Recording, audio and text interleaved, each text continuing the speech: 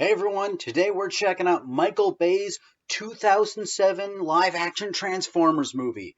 Haters might hate, but I'm going to try and be fair and give this one a fair shot and see if it still deserves all the crap I've been giving it for all of these years.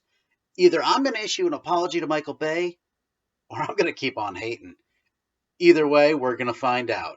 Ladies and gentlemen, this is Review.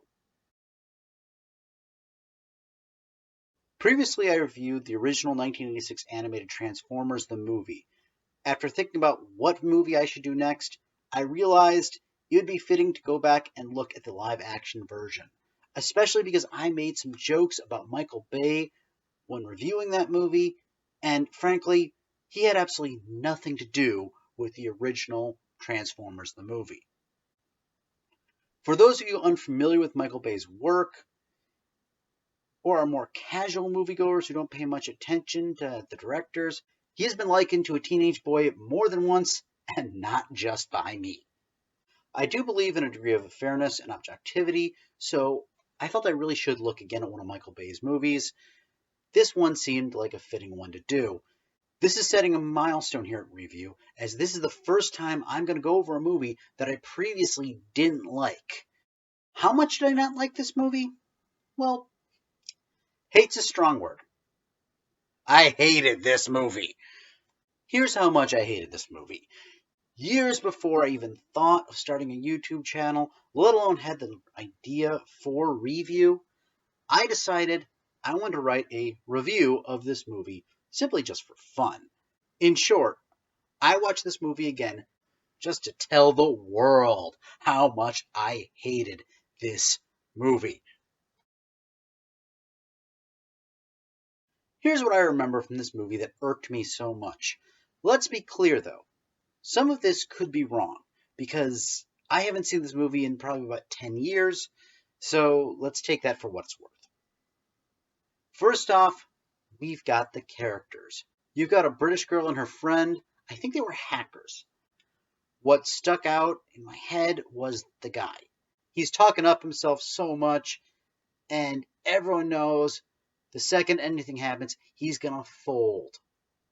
It's a cliche joke, and it was straight up annoying. The only thing that I could say positive about him was they cast a black man as a hacker, and that breaks stereotypes. In fact, I can't think of a single African American hacker in the movies up until that point, with the exception of Richard Pryor in Superman 3. Also, they did not make him this big nerdy guy. Coming from a Michael Bay movie where I always found stereotypes of everyone and everything seems to the basis of every character, I'm totally going to give them mad kudos on this one. Getting back to the characters, you then have a secret agent. His introduction basically goes like this. I'm here representing a super secret organization called something or other. Oh yeah? I'm the Secretary of Defense or high-ranking army guy or something, and I've never even heard of you. Yeah, we're that secret. Not buying it. Okay, I'll just pull up a chair and sit here waiting smugly until things keep going south to the point where you turn and start asking me questions. Then there's Sam. Sam is hawking his family heirlooms to buy a car, something he advertises during his report.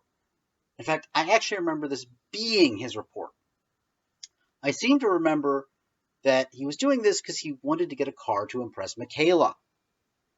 Meanwhile, the jocks in his class are flinging things at them.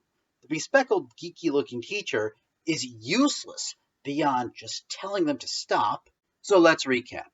You've got the unpopular kid liking the hot popular girl who doesn't know or acknowledge him. You got the jocks bullying him, and you got a nerdy-looking teacher who has no control over his classroom.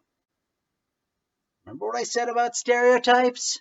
I used to joke that I was glad that I didn't see this in 3D because I would have reached out into the screen and tried to strangle the human characters, even being fully aware that this was just an optical illusion and they weren't actually sticking out of the screen. But I just couldn't take the chance that somehow I was wrong. Breathe. Breathe. Slow breaths. Slow breaths. Be a blowfish. Be a blowfish. Breathe it out slow. Let's take a break when I'm a little more calm.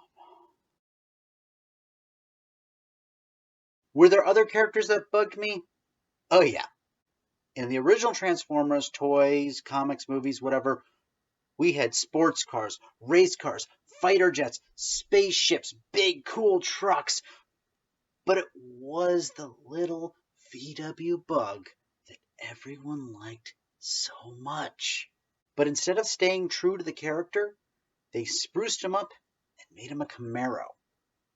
They basically took everything away from this character that made him what he was. Not only that, when we meet Bumblebee, he's in his car / Camaro mode, sitting next to an actual yellow VW Bug. What do? They slam his door right into the Bug. When I saw this, I felt it was the filmmakers actively trying to insult the fans. As for the plot, I don't remember a ton about the plot itself, but I know they were looking for, I believe it was called the Allspark. If I remember correctly, it can give life to basically any machine. Simply put, if this thing has a microchip in it,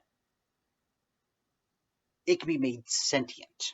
They demonstrate this, yet for some odd reason, the default mode for all machines turned sentient transformers is evil, aggressive, and somehow heavily armed.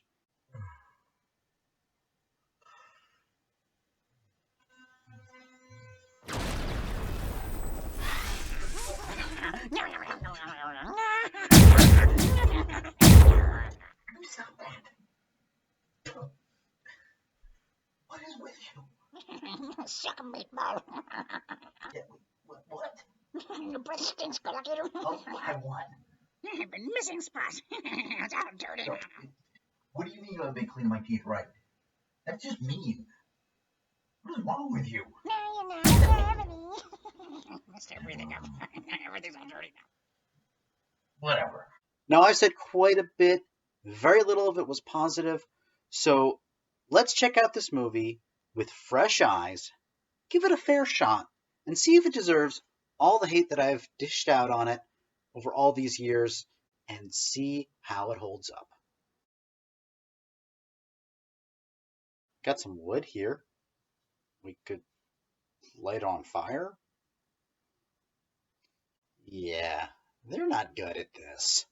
And I said earlier I was going to issue an apology, or I was going to keep on hating it. All based on if this was as bad as I remember. Oh, crud.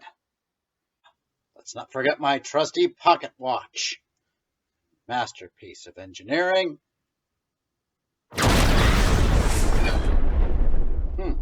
You as well pay close attention. This kid who we brought here after stealing. Aren't you Dre from Blackish? I love that show. That doesn't still mean that there wasn't enough stupid to go around in the rest of the movie. Giant robot scorpion thing blowing stuff up. Sorry. See? Bernie Mac was right when he said that the driver doesn't choose the car. But he was wrong when he said it's the car that chooses the driver. We chose each other.